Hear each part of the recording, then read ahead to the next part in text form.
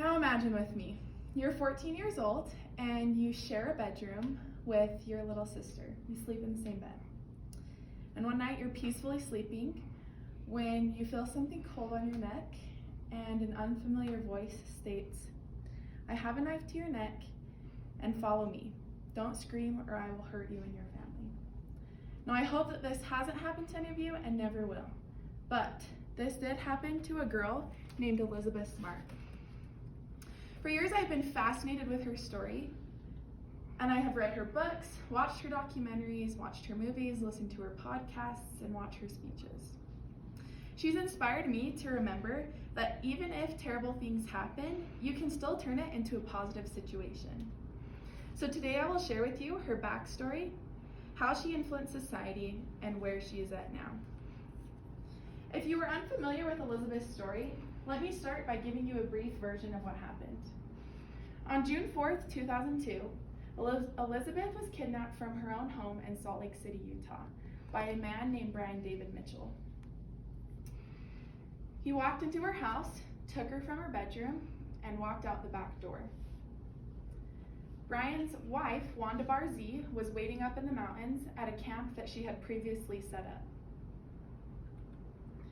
Brian believed that he was a prophet named Emmanuel, and as soon as they arrived to the camp, he performed a wedding ceremony to declare Elizabeth his wife. After this, he tethered her to a tree and forced her to consume alcohol, drugs, and she rarely got food. She was held captive for 9 months, and they traveled between Utah and California and back, and unfortunately was raped several times a day.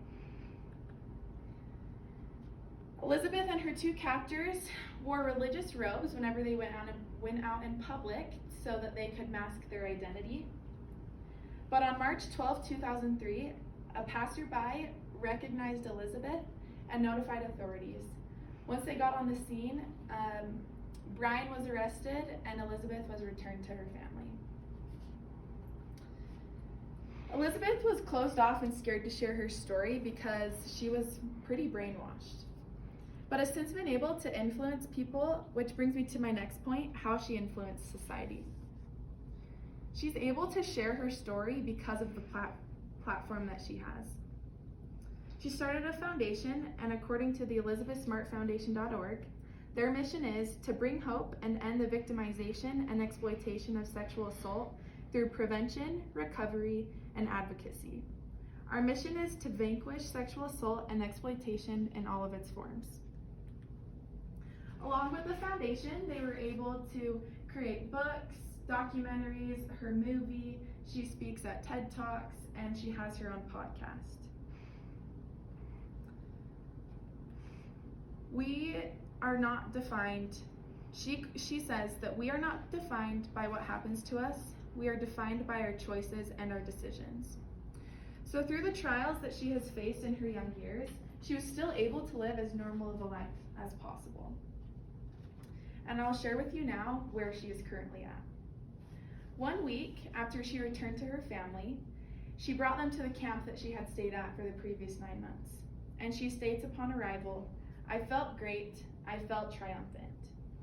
This shows to me that she's able to forget her past and focus on her future.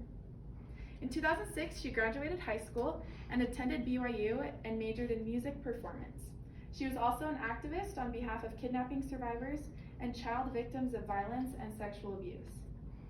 In 2009, she served a mission for the Church of Jesus Christ of Latter-day Saints in Paris, France, but there was a period that was interrupted where she had to return to the United States to testify against Brian David Mitchell. Upon arriving back in France, she met a fellow missionary named Matthew Gilmore, who was a native of Scotland.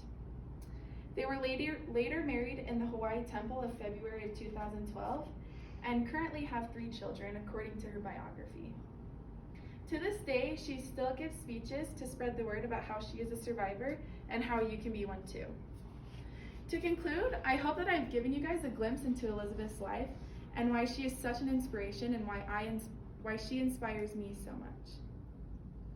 By going over her backstory, her influence on society, and what she's doing now, I hope you can recognize how amazing she is. I encourage each and every one of you to face your challenges head on and recognize that your past does not define you, your future does. Now let me leave you with my favorite quote from Elizabeth. When you are faced with a trial, don't give up. Don't surrender. Move forward, because you never know the lives that you will be able to touch.